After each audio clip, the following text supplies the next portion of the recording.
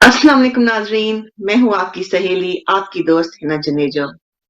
तो नाजरीन, आज जिस मौजू के हवाले से हम तबसरा करने जा रहे हैं, वो मौजू, वो टॉपिक न सिर्फ एक तकलीफ है, बल्कि बीमारी बन के रह गया है हमारी कम्युनिटी में।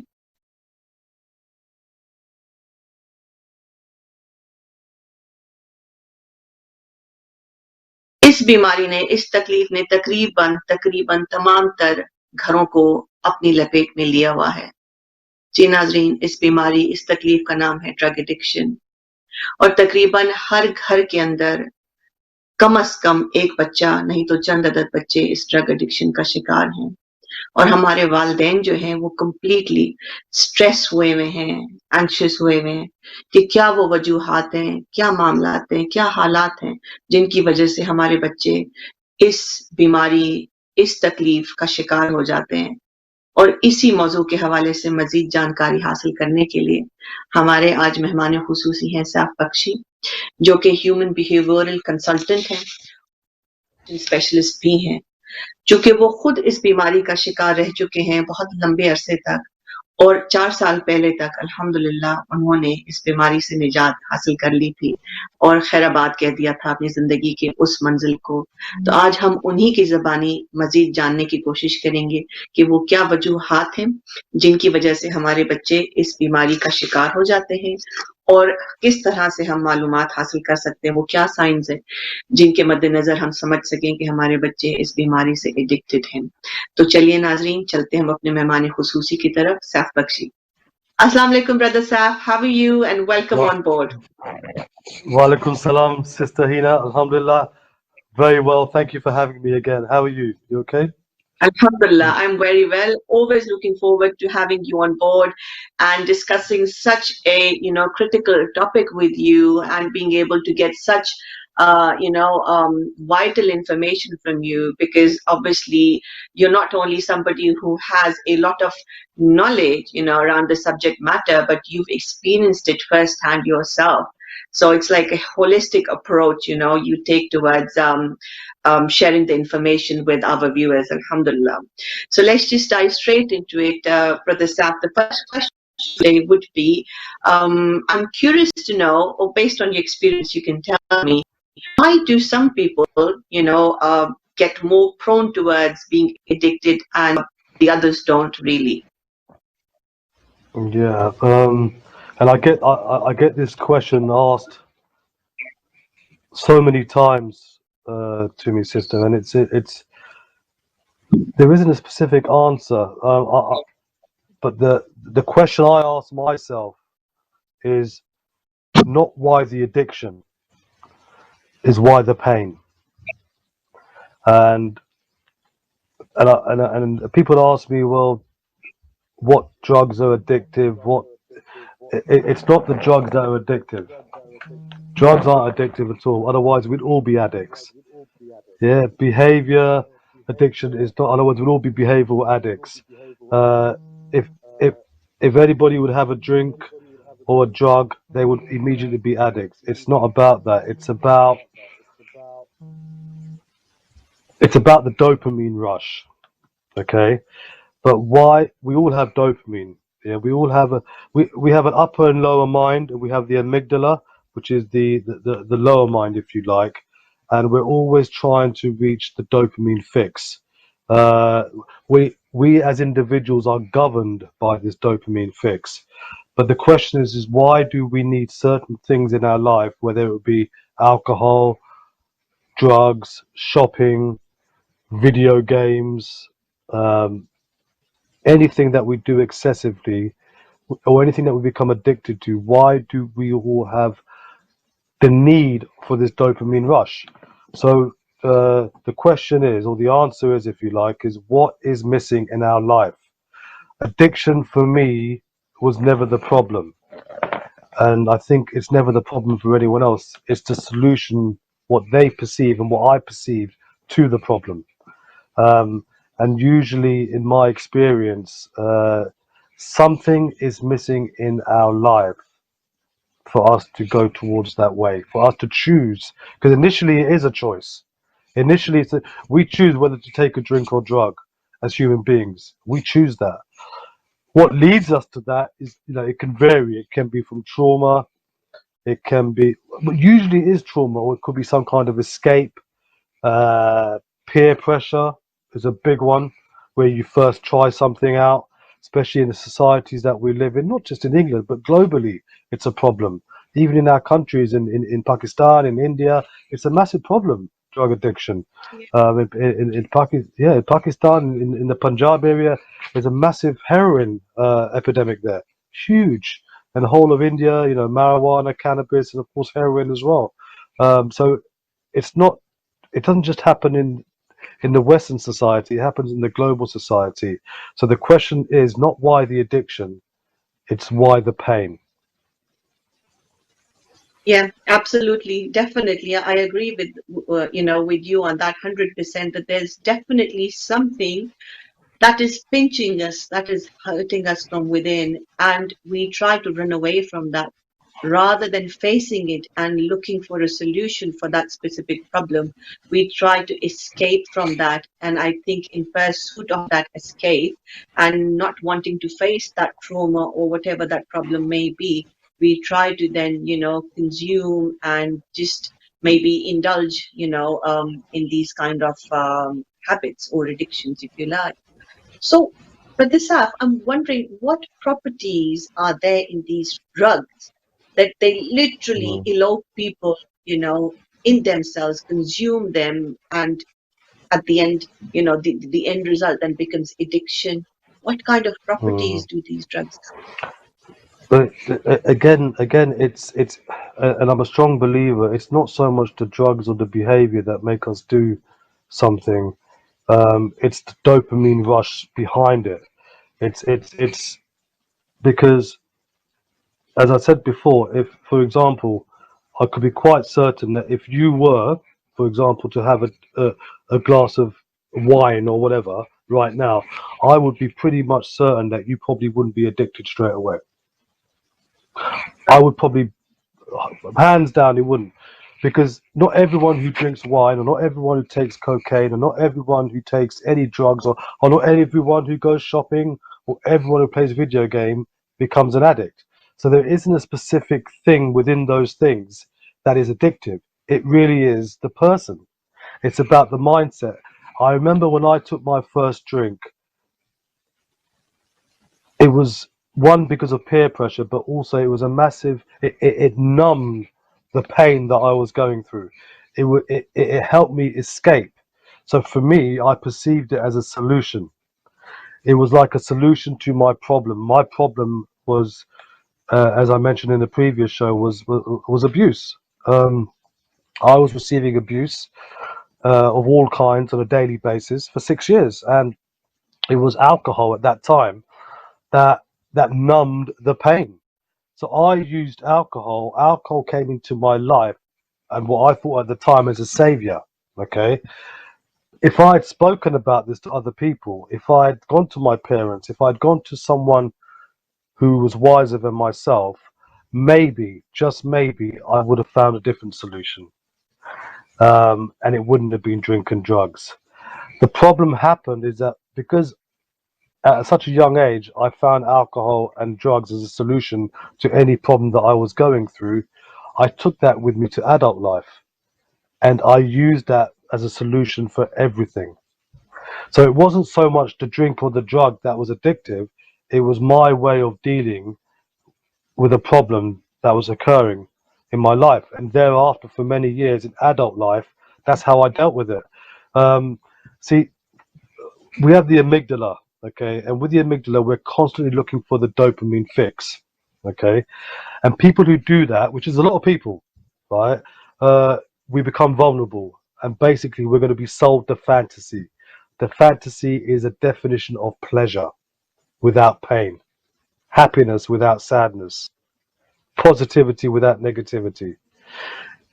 We as as humans are sold a fantasy about living a one-sided perception. So we try to, well, we very rarely look at the two sides of perception. So if you imagine, if you've got a magnet and you hold a magnet and you try and chop it in half, um, and get the one side, what's going to happen with the magnet? It's still going to have a positive and negative, right? So what I'm trying to say is that in life where it's and this is the problem with a lot of people, where when something negative happens, we just look at the negative. We don't look at the benefits of the negative. When something positive happens, we're just focused on the positive because we're scared of looking at the negatives.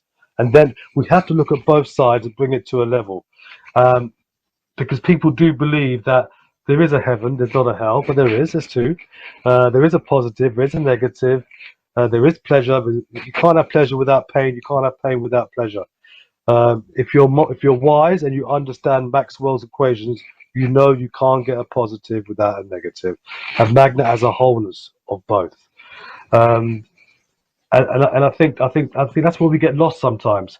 So when I'm with my clients in particular, um, clients who have an addiction, and it could be anything, I first ask them a simple question. I ask them the question, what are the benefits? What are the benefits of you drinking alcohol? Because you've obviously done it because you've perceived it to be beneficial for you in some way. It's given you something, okay? And literally, sister, some clients write 50, 60, 100 benefits down.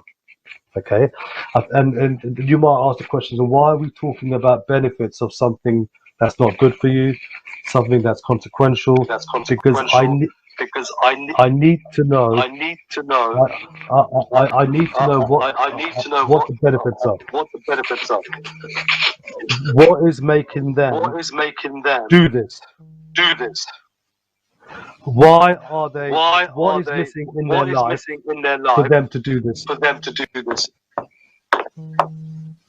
So when I get all the benefits, we write it down. So then I want to balance it out by looking at the drawbacks, because we have to look at both sides.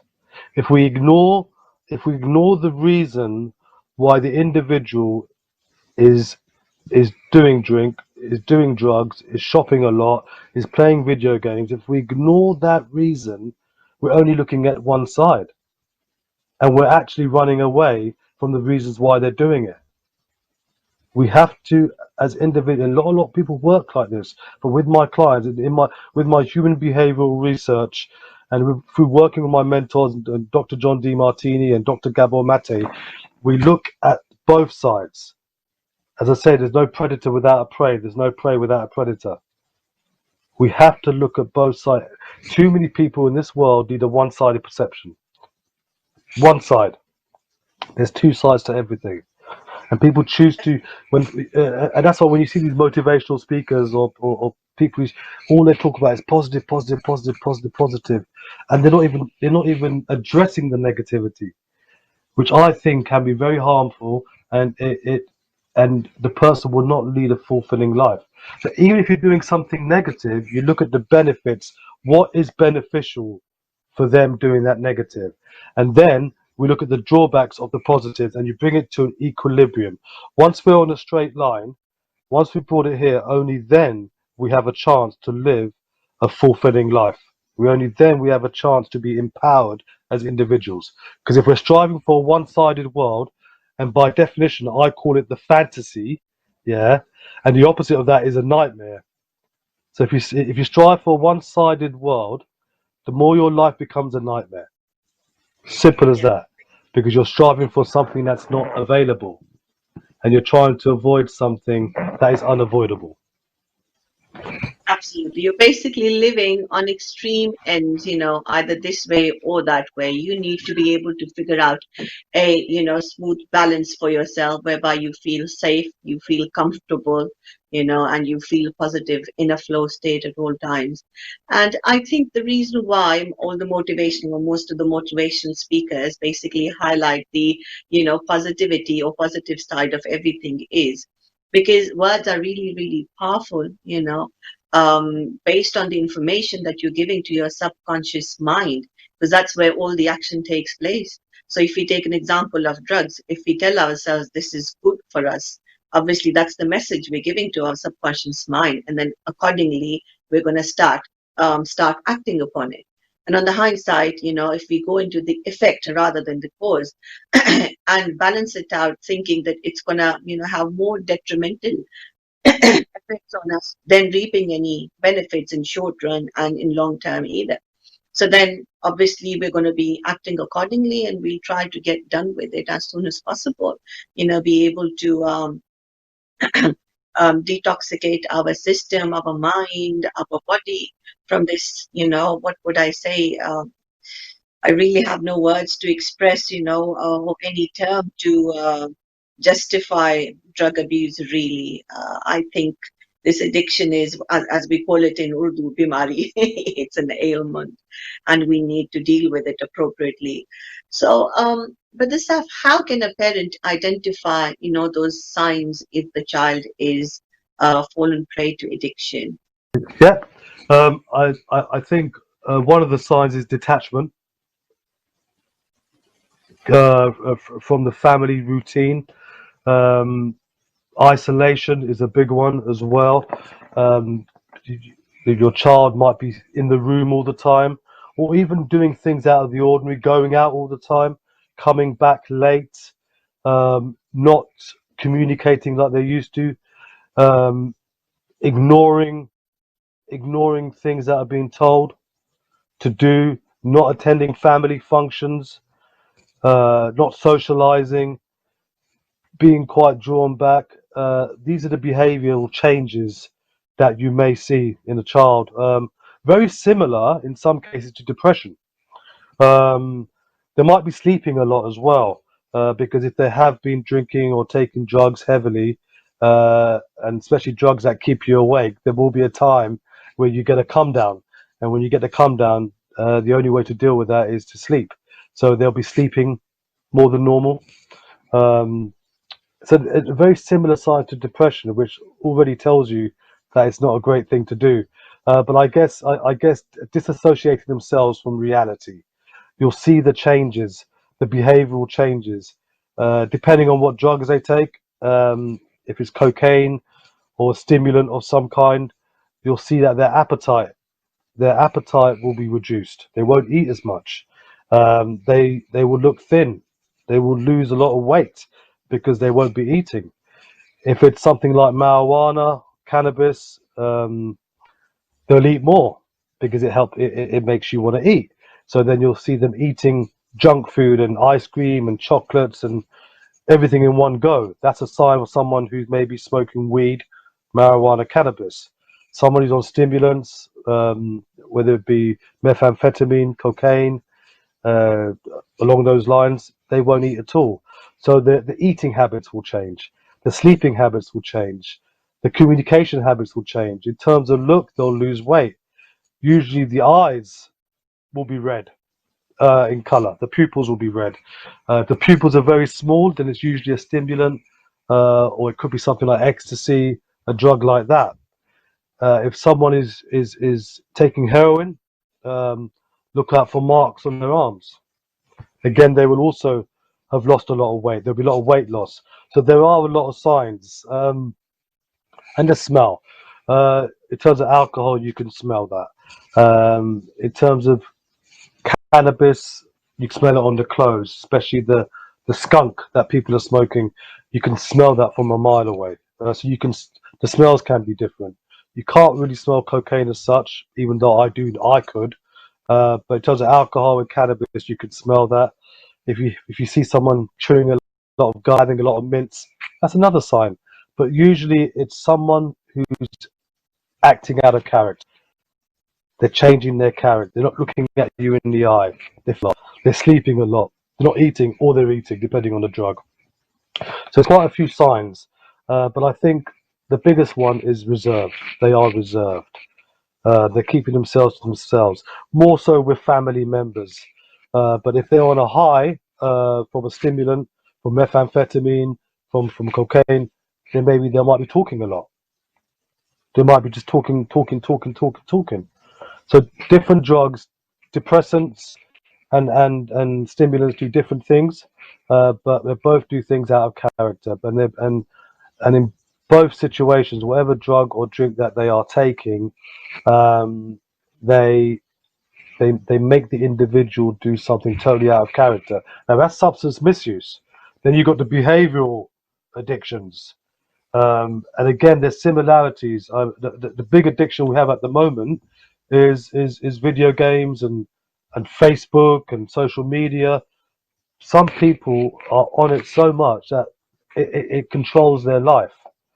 That's what addiction is. Addiction is something that takes over your life. It controls your life, regardless of what the consequences are. It gives you that dopamine rush, and you love the dopamine rush so much that it gets used to it, and you want to go to the next level because it gets used to it. You want to increase dopamine all the time, and video games is a massive thing. So again, isolation, staying at home, on the TV, playing the video games, not talking to anyone, not socializing because they are addicted to that. Another big one, I think, for not just video games, not just for shopping, but drugs and alcohol is the bank balance will change, because all these things cost money. So uh, their money situation might be uh, might be quite obvious that they're spending a lot of money, and they're struggling sometimes. So then with that, if they can't pay for the addiction, then they might turn to crime. They might steal from family possessions. They might do work that brings them money, which is not legal. So there's a lot of signs out there that us parents can look out for. But with the substance abuse and behavioral addictions, they're very similar because it's all about the dopamine rush, and they all both involve money. And if you haven't got the money, you end up doing crime to get the money, or you end up doing things that are perceived to be seen wrong to get the money to feed your habit of whatever addiction it is. So the signs are quite evident. The change of character and the change of behavior, and all the other things that I've mentioned, that it's very easy to detect. Yeah, absolutely. You're 100% because yeah, I know of a few, young adults personally, and whatever you mentioned, I was just thinking while you were taking the list right, I was like, wow, yeah, these are the things that I have, evidenced myself, these behavioral changes in their personality, getting ticked off very, very quickly, being on the edge most of the time, and the loss of appetite, and yeah, constantly, on video games. So I think there's a Yeah. huge connection, of that dopamine rush, that the more you get it, the more you want it, and then you just keep on going for the increase and increase, and eventually then what happens, brother Saf? For how long can any person keep doing this? What's the usual pattern before it's a tipping point for them and they feel as though we're done with it now? Obviously, You know everything what? has a limit. This dopamine rush would also have a Yeah, limit, isn't it? some people are never done. And today, myself, someone who I was in rehab with, I heard that they passed away because they relapsed. Some people can't get away from it, because you can't really do this alone. You need support and you need help, not just from family members, from from different services. What I can reveal about addiction is that if I was to, it's a behavior, right, that gives a person temporary relief and pleasure, but it has negative consequences, which we know. And the individual will return time and time and time again and continue doing whatever they're doing, regardless of the consequences. And it's a tough one. It's like they need to solve the problem. I mean, what people say is that people come into recovery when they've reached rock bottom. For me, it wasn't. That wasn't my story, sister. My story was I was just done. Um, I had a lot of support. I had a lot of help around me, that eventually got me into recovery. But for many, many years, and many, many addicts, and many, many people who are entrapped in this lifestyle, for many years live in denial until you can accept until you can admit that there's a problem, there is no way out. That is the first step. Yeah. Until you can get to that position in your mindset that you have a problem, there is no way out. Um, How otherwise, can we convince? हमारे बच्चों के साथ बात करनी इतनी मुश्किल होती है, specifically when they're going through that downtime. They've just done it perhaps maybe a few minutes ago, maybe a couple of hours ago, and they're still under the influence. उस बच्चे से बात करना, ice break करना इतना मुश्किल हो जाता है. किस तरह से हम reach out करें, अपने बच्चों से communicate करने की कोशिश करें, उनको समझाने की कोशिश करें कि ये चीज आपके लिए गलत है, मुज़िर है, जानलेवा है. I mean, your life is a living hell for as long as you're alive. And God forbid if you reach a point whereby your system just collapses, can't take no more, then too, it's death straight away, isn't it? किस तरह से हम लोग जो है वो अपने बच्चों के साथ communicate करें? I think it's a thank you for that question, because that's a very, very important question, because I believe that when we find out about our children or someone that we know who have become addicts or who are using drugs or alcohol, we have a tendency to jump on them. We have a tendency to look down on them and shout at them and accuse them for spoiling the family name, the family honor, or say that they're bad people, but we ignore the reasons why one might be doing this. As I said before, the problem is not the drink and drugs. They perceive it as a solution to a problem. What is missing in their life? What is missing in the person's life for them to go down that road? Something is missing, and we have to find that. Then we might say, well, there's nothing missing in our lives. We are a good family. We pray. We do good deeds. There's nothing missing. Well, there has to be something missing for them to go down that road. And then you ask the question, for them to go down that road, it must be because they hang around with the wrong people, which is a big one. A lot of the times you get involved in this lifestyle because of the people you hang around with. So then you have to look at their peers, look at the pressure that they're under. But even then, what is the catalyst for them to actually finally put a drink or drug in their body? But we have to talk about that, and we have to look at what is missing in their life for them to use a drink or drug. Not shame them, not tell them off, but work with them and help them trust us so we can, so we can trust them. It's a trust thing, and it's very difficult to educate the next generation, if you like, or even our generation about their children, because we see it sometimes as a failure as a parent. We see it as it's our fault, or we see it as what have we done wrong, or why didn't we spend more time with each other. That's a big point as well, because a lot of parents are focused in their work, they're focused in their lifestyle, and they think providing for the children, providing for the family is their job and their job only.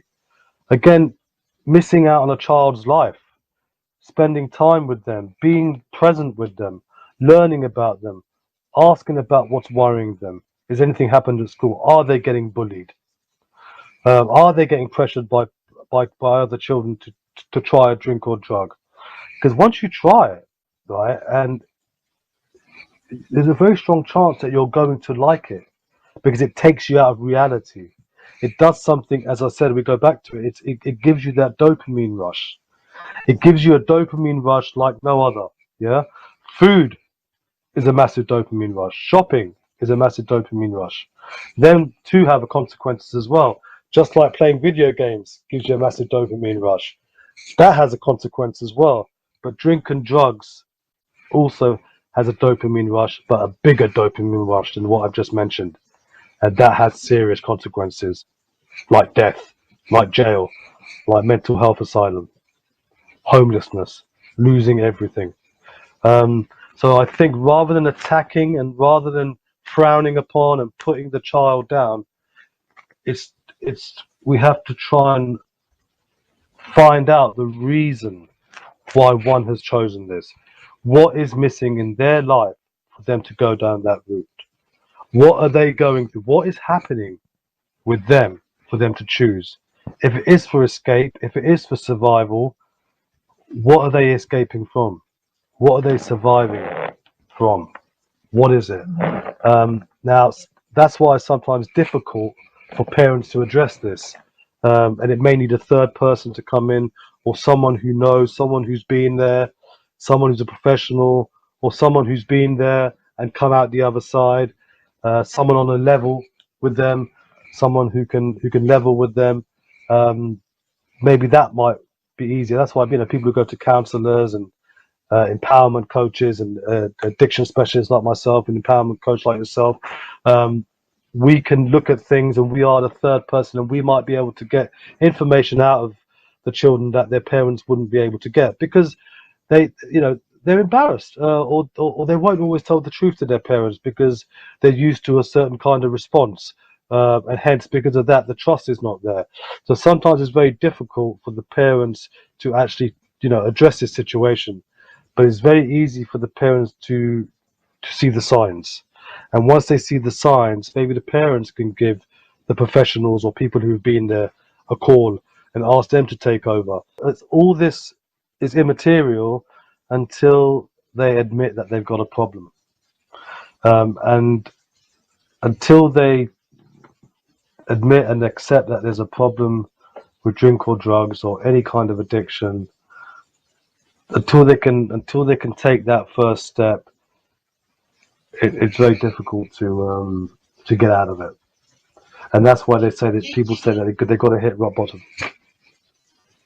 यही तो मसला है ना साहब भाई कि हमारे बच्चे एक तो हमारी बात सुनते नहीं हैं, फिर दूसरा मसला ये भी आ जाता है कि इस मुल्क के अंदर 18 इयर्स के जब बच्चे हो जाते हैं तो वो फिर इंडिपेंडेंट है, मेजर काउंट किए जाते हैं, उनकी अपनी से है, तो पेरेंट्स उनके वेल बीइंग के अंदर उनके अपने पर्सनल मामला जो है उनमें ज्यादा मुदाखलत भी नहीं कर सकते legally.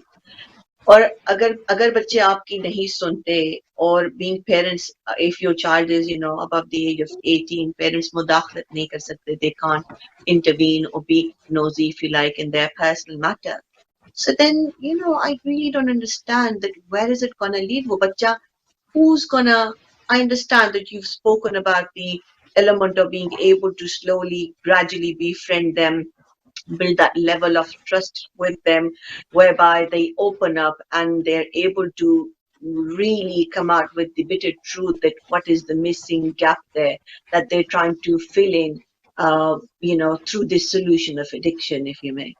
So that's a very gradual process, and you'd be lucky, you'd be really lucky, you count your stars, if your child eventually opens up with you, one fine morning. But more than likely they don't. As you mentioned, one of the signs is for them to, just become very closed up, closed in, and basically remove themselves from the family, from the social circle where they don't feel comfortable. So then what can we do really? Are there any authorities out there where we can go and report that, look, my child needs help, I'm trying to, put this message through to them, but obviously they're delusional, they're not going to accept that they have a problem, but I can't see my child, perish like this bit by bit every day. What can we do? Can we make a complaint? What can we do to rectify this issue? Because I'm sure majority of our parents out there are suffering this problem and they're feeling helpless. They don't know what to do. They can do what you've suggested. It's a long process though. And again, as I mentioned, you'd be lucky if the child eventually opens up. In more than 100% cases, they don't open up. So what do we do then? It's apart from education, and surrounding these, if they're under 18, as a parent, as a guardian, we have more power and more control to do something. We can put them into rehab, put them into detox, where they'll be away from the environment, and that's a short-term fix for sure. But if the rehab and the treatment that they are having is good, and they can continue the aftercare treatment once they come out, there's every chance of success. And it's about having a new way of life. I had to change my life everything about it. So rehab and detox if they're under 16, and if they're in denial or they don't want to go, as a parent, because we are their guardians, legal guardians, we have the capabilities of putting them in rehab and detox. Um, Obviously, that costs money, especially if it's a private residential. And if you have the money, then great. If you don't, then you go through the charity sector. Again, there's a process, there's a waiting list, blah blah blah. But you can eventually get there as a parent. Now, if the child is just turned 18, 19, 20, still relatively young, they're still our children. We can't legally do anything. It's a tough one. Do you call the police? Do you tell them about their habit? Uh, will that actually help them, or will that just lead them to more crime? It's we need. I think educating. I think schools need to play a big part in this. Schools need to have people like myself, like yourself, like other professionals to come in and to try and educate our children. People who have been there. They can also go to professionals. Is a counsellor the right person to go to? Why not? It may work, it may not. I don't know. But someone who's specialised in addiction, I guess, is probably preferable. Um, I help clients of all ages, and I help a lot of Asian clients. In fact, I've got 3 or 4 clients from Islamic backgrounds, and they are so broken, sister. They're so broken, and they can't speak to the family members about it. Uh, and the wider family don't know because the name will be shamed, the family's honor, because that's a big thing, right? For Asians, not just for all Asians. So they found someone like me who's an Asian who understands the culture, but also understands the addiction, not just from a personal perspective, but from a professional and an academic perspective. And together we try and work through this from a human behavioral perspective, from an addiction perspective, on a personal level, on a religious level, on a cultural level. And they feel comfortable working with myself through that. But not to say that they can't go with someone who isn't from the same culture. Of course they can. But I think sometimes in our culture, it's easy to work with someone in our culture who's been there. It's not easy to work with someone in our culture who hasn't been there, because they will think that they are being judged, they are being frowned upon. It's very difficult. It starts with education. Maybe people who have been there going to places of worship, going to mosques and talk about addiction. Maybe going there and talk about trauma, talk about the different things that are happening in the societies around the world. Yeah, talk to our children, talk to the adults, talk to the parents who are all in the masjid, and educate for them to be aware. Educate them in such a way that this is like a bimari, this is like an illness, this is a mental state. We can change this if we work together. Humanity is at its best when we work as a collective, when we work in communion. When we don't support each other, it's not at its best. We can do that in our religion, in our culture, in our country. Absolutely agree with that, 100%, 100%. The other thing that comes to my mind is, but the staff about these energy drinks and drug abuse. I see there's a surprising connection therein. What do you have to say about that? Again, it's all down the dopamine Could rush. we take that as a sign? If we see our children, leaning more towards these energy drinks, could that be a sign as well? Because there's some kind of a connection. It's like, for example, the, these energy drinks. A lot of people drink vodka and energy drinks together.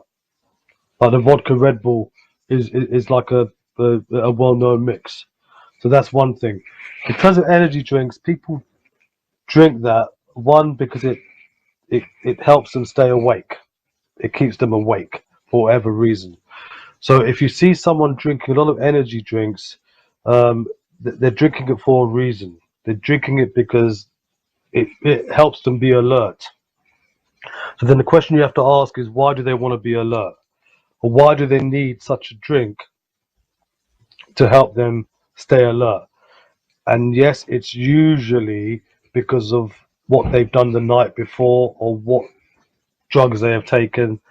And that's usually if they're taking a depressant, whether it's marijuana, cannabis, weed, heroin, sherm, these kind of depressants. If they've taken that, it makes them feel monged out, and it makes them feel withdrawn and lazy. So they need a pick me up. They need something to pick me up. And the other way they can do to pick them up is take a stimulant, which can be cocaine, methamphetamine, speed, angel dust, whatever, or energy drinks, which also can help them pick up. It's not as strong as the other drugs that I've mentioned, but it's legal, it's in the shops, and they can get it quite freely. So energy drinks also it helps with the dopamine rush. The more you drink, the more your dopamine goes. It releases dopamine in you.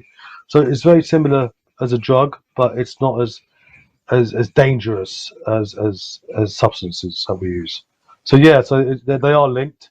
As I say, normally when you have someone who takes heroin, to bring them up, they smoke crack cocaine, and to bring them down, they take heroin. Okay, just same with the energy drinks and alcohol. Alcohol brings you down because it is a depressant, and to keep up to a level, they take the energy drinks. For example, they drink vodka and Red Bull because it brings them up and down. It brings them to a level, and that's the same with this. So it balances it out. But yeah, you're right. It's not good. It's not good for you. Totally messes about with your brain, with your Yeah. physiology, with your emotions, with your psychology, everything. You just become a sausage in the end. Yeah. Wow. Yeah. Um, It takes you. Muscle It takes is you away from dangerous. reality. Yeah. Again, going back to the same thing, that they're basically running away from some bitter truth, and There's they've just something. taken There's this as a something. solution again. There's something missing in there.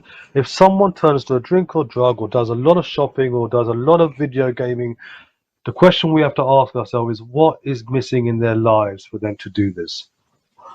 And usually, whether it's trauma or whatever, but it comes down to spirituality. If you find someone who's spiritual, and that can also mean a faith in a belief or religion, or spiritual, for me they go hand in hand. There's very less chance that they would go down this path. So that tells me that if someone is not spiritual and they're going down this path because of an escape, because of survival, because of numbing the pain, because of some kind of trauma, whatever it may be, we have to get them away from that and give them something that gives them the same kind of buzz, the same kind of dopamine rush, and get them involved in some kind of spiritual stuff.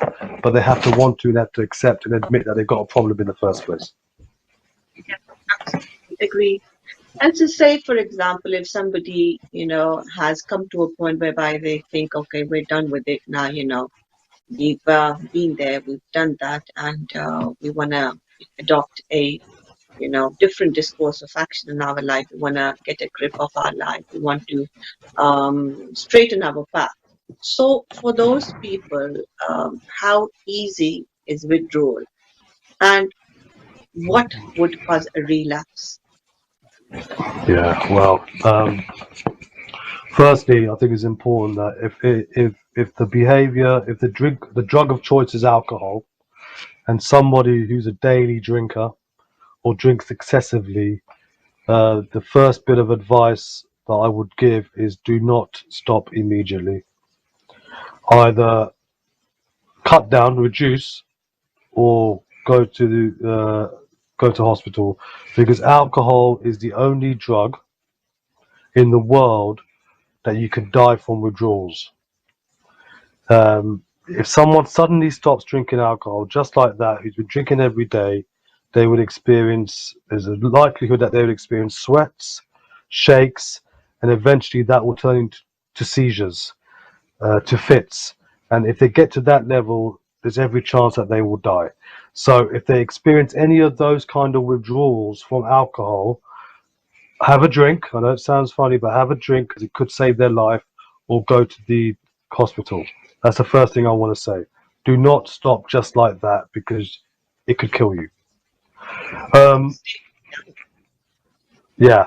Regarding drug withdrawals, like from heroin or cocaine, you can't die as such. You can feel very uncomfortable. You can have sweats. You can be fidgety. You can feel sick. You can be vomiting. It'd be a very uncomfortable feeling, but eventually that would go. Again, there is a detox for heroin users. It's called methadone or Subutex. It's like a heroin substitute, which helps you slowly come off heroin.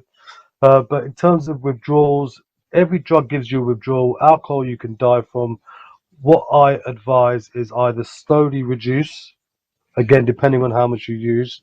But if you go to rehab, or if you go to a detox, whether it's residential or in the community, whether it's through a charity or whether it's through private, they will take you through the process of the withdrawals and help you through that. And then, inshallah, you become abstinent and you have a new way of life. And then that's when the work starts.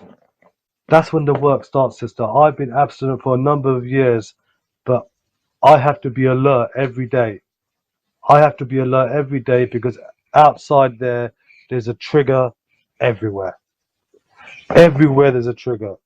I call them activations. What can activate me to put a drink or drug in my body again?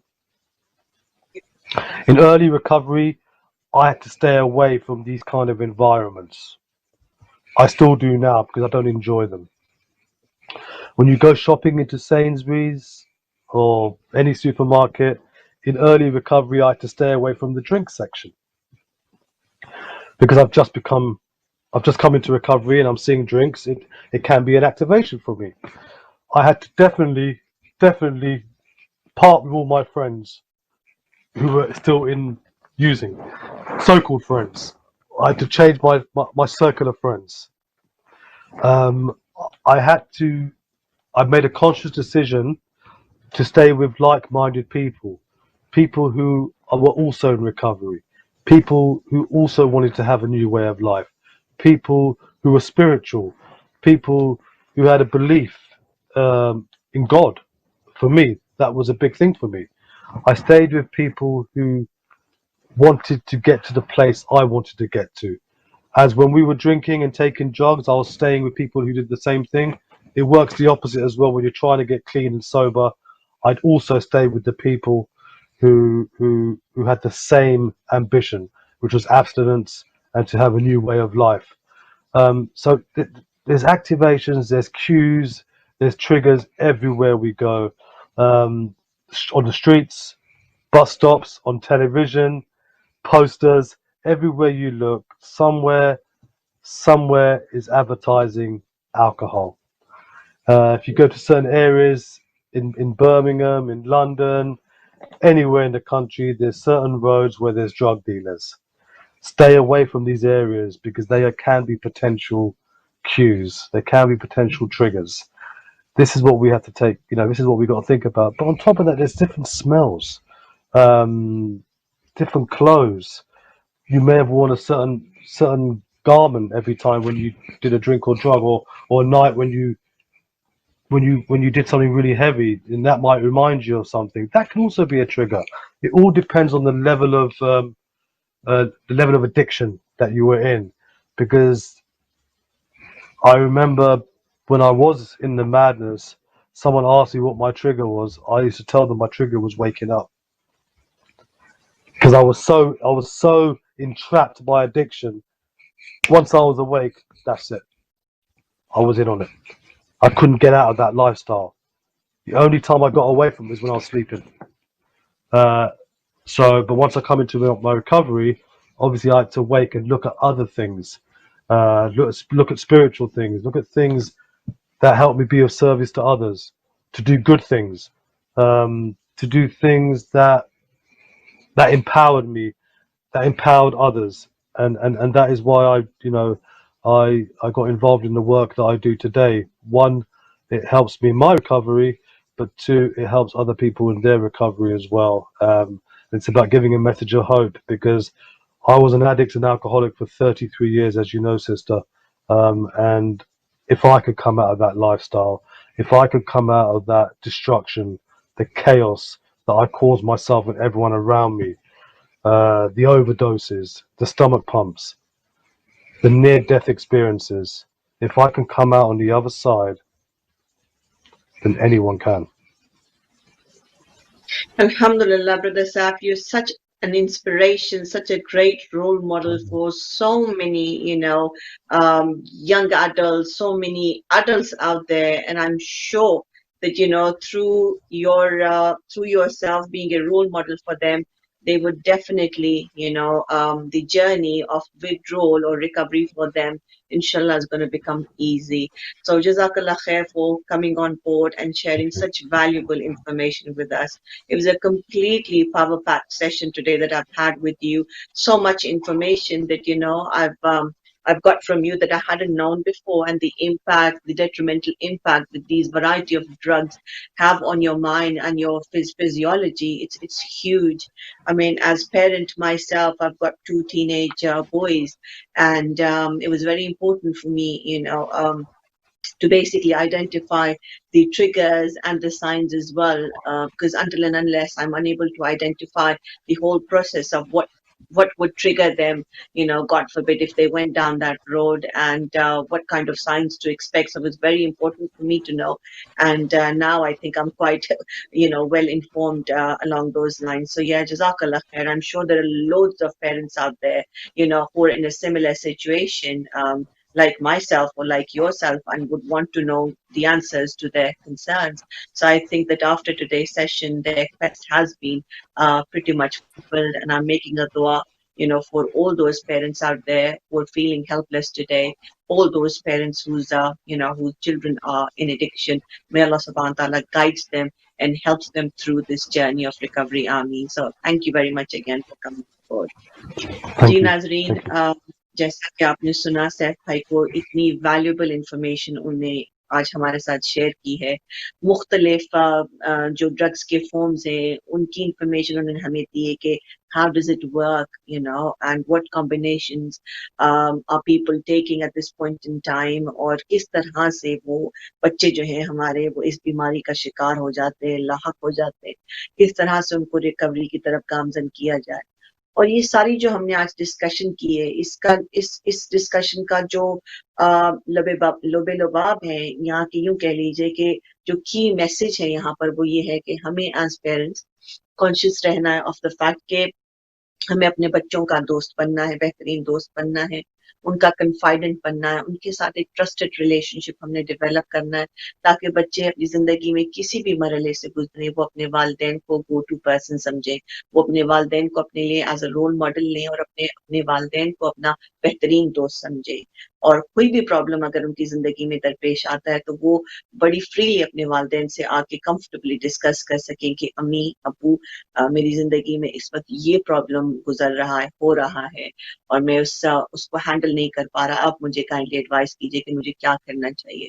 तो उस point पे अगर आपका बच्चा आपके साथ अगर आप ओपन अप होता है तो आप सोचें कि यहाँ आप ये समझ लें कि अल्हम्दुलिल्लाह आपने अपने एक अच्छे वालिदैन होने का सबूत जो है वो दिया है, क्योंकि आज आपका बच्चा आपके साथ ओपनली कंफर्टेबली अपनी जिंदगी के मसले मसाइल के हवाले से डिस्कशन कर सकता है और आप उनको फिर गाइड कर सकते हैं। तो ये अल्लाह की तरफ से एक अपॉर्चुनिटी जो है वो आपके लिए खुली हुई है, वो दरवाजा खुला हुआ है जहां से आप अपने बच्चों की इस्लाह की जर्नी जो है वो शुरू कर सकते हैं इंशाल्लाह। तो हमने साइंस भी डिस्कस किए एडिक्शन के, हमने डिफरेंट टाइप्स ऑफ ड्रग्स के हवाले से भी बातचीत की, मालूमात हासिल की, और ये भी हमने हल निकालने की कोशिश की कि वो क्या मामला है जिसकी वजह से, या वो क्या वजूहात हैं जिसकी वजह से हमारे बच्चे हमसे दूर हो जाते हैं और इस बीमारी से लाहक हो जाते हैं। तो उम्मीद करती हूँ कि ये सारी मालूमात जो हमने आपके साथ आज शेयर की है ये आपके लिए फायदेमंद रही होगी। तो प्लीज बिलखुसूस मेरा ये आप सबके लिए मैसेज और साफ भाई का भी, you try to build a trusted relationship with your children, become their best friends, become their confidant, so that that door of opportunity opportunity for them to come, come to you to seek advice is always open. And then that what would in retrospect happen is that their recovery or their journey to recovery would be perhaps quicker and much more easier, because they will feel as though they have a very tightly knitted support mechanism in the form of their parents and family for them, which is available readily. So inshallah, looking forward to meeting you guys again next week, Monday, same time, between 5 to 6. तब तक के लिए इजाजत चाहती हूँ, आपकी सहेली, आपकी बहन, आपकी दोस्त